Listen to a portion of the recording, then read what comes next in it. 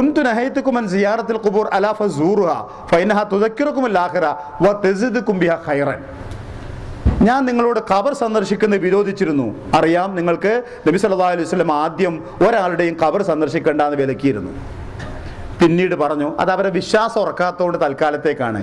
പിന്നെ പറഞ്ഞു പോയി സന്ദർശിച്ചോളൂ, നിങ്ങൾക്കത് ആഖിറത്തെക്കുറിച്ച് ചിന്തയുണ്ടാക്കും, നിങ്ങളിൽ അത് നന്മ വർദ്ധിപ്പിക്കുകയും ചെയ്യും എന്ന് പറഞ്ഞു നബി സല്ലല്ലാഹു അലൈഹി വസല്ലം.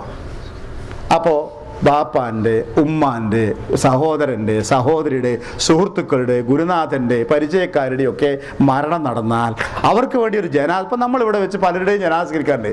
പലരും നമുക്ക് വേണ്ടപ്പെട്ടവരായിരുന്നു. നാട്ടിലൊക്കെ ചെല്ലുമ്പോൾ അവരെ ഖബറിൻ്റെ അടുത്തൊന്ന് പോയിട്ട് അവർക്ക് സലാം പറയുക, അസ്സലാമു അലൈക്കും ദാറ ഖൗമി മുഅ്മിനീൻ എന്ന് പറഞ്ഞ് പ്രാർത്ഥിക്കുക.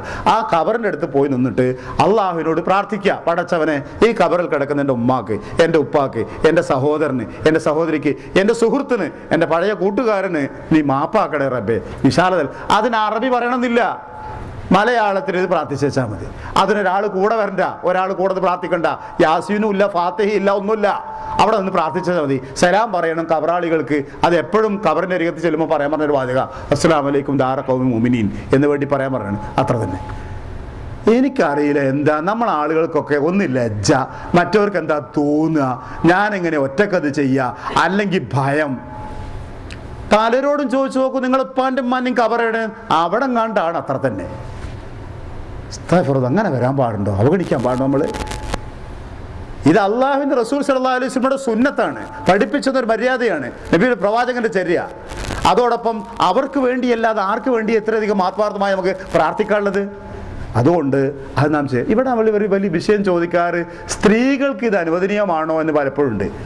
പണ്ഡിതന്മാർക്കിടയിൽ പൂർവിക കാലഘട്ടം മുതൽക്ക് അനുകൂലിച്ചും പിന്നെ പ്രതികൂലിച്ചും അഭിപ്രായമുണ്ട്. പക്ഷെ അത് മനസ്സിലാക്കാൻ പറ്റുന്നത് സ്ത്രീകളോടത് വിലക്കിയിട്ടില്ല എന്നുള്ളതാണ്. വിലക്കി ഒരു കാലത്ത് അത് ആണുങ്ങൾക്കും പെണ്ണുങ്ങൾക്കും വിലക്ക് ഒഴിവാക്കിയപ്പോഴെന്തായി, അത് പുരുഷന്മാർക്കും അനുവദനീയമാണ്, സ്ത്രീകൾക്കും അനുവദനീയം. പക്ഷെ എന്ത് വേണം? സ്ത്രീകളോട് അവിടെ പോയിട്ട് അലമുറയിട്ട് കരയാനും കുരുത്തക്കേട് കളിക്കും ചെയ്യാൻ പാടില്ല. അപ്പോൾ ഏതെങ്കിലും ഒരു സ്ത്രീ തൻ്റെ ഭർത്താവിൻ്റെ ഖബർ സന്ദർശിച്ച് പൂക്കൾ വെക്കാനല്ല, മെഴുകുതിരി കത്തിക്കാനല്ല, റബ്ബിൻ്റെ മുമ്പിൽ പോയിട്ട് പ്രാർത്ഥിക്കാനാണ്. ആ ഖബറിൻ്റെ അരികത്ത് പോയി നിന്നിട്ട് പടച്ചവനോട് പ്രാർത്ഥിക്കാൻ. തൻ്റെ മകൻ്റെ, തൻ്റെ ഉപ്പയുടെ തടയണ്ട, ഞാനും പോയി നിങ്ങളുടെ കൂടെ ആ ബാപ്പാൻ്റെ ഖബറിൻ്റെ അടുത്തേക്ക് എന്ന് കെട്ടിയോള് പറഞ്ഞാൽ കൂട്ടിക്കോളൂ. പക്ഷെ നമ്മുടെ സമൂഹത്തിലെ നാട്ടിലുള്ള ഒരു പൊതുധാരണ അത് സ്ത്രീകൾക്ക് വെറുക്കപ്പെട്ടതാണ് അല്ലെങ്കിൽ നിഷിദ്ധമാണ് എന്നാണ്. അത് പറയുന്ന ആൾക്കാരിനല്ല ജാറത്തേക്കൊക്കെ പെണ്ണുങ്ങളെ കൊണ്ടുപോകും ചെയ്യും. അവിടെ എന്താ ഉള്ളത്? അത് ഖബർ സിയാറത്താന്നാണ് പറയല്. എല്ലാം തലതിരിഞ്ഞ് പഠിക്കുന്ന സ്വഭാവത്തിൻ്റെ ഭാഗത്ത് കൂട്ടിയാൽ മതി. അപ്പോൾ ഞാനൊരു പുതിയ മതവിധി പഠിപ്പിക്കുകയല്ല. പണ്ട് കാലം മുതൽക്കേ പണ്ഡിതന്മാർക്കിടയിൽ സ്ത്രീകൾക്ക് ഇത് അനുവദനീയമാണോ വെറുക്കപ്പെട്ടതാണോ എന്നതിൽ വീക്ഷണ വ്യത്യാസമുണ്ട്. അതിൽ എനിക്ക് ബോധ്യപ്പെടുക എന്നത് ഞാനൊരു വലിയ ആളായതുകൊണ്ടല്ല, അതല്ലേ എനിക്ക് പറയാൻ പറ്റൂ. അപ്പോൾ അത് വിലക്കപ്പെട്ടപ്പോൾ എല്ലാവർക്കും വിലക്കി, അനുവദിക്കപ്പെട്ടപ്പോൾ എല്ലാവർക്കും അനുവദിക്കപ്പെട്ടു. പക്ഷേ ആണായാലും പെണ്ണായാലും ആ മര്യാദകൾ പാലിച്ചുകൊണ്ട് അത് ചെയ്യേണ്ടതാണ്.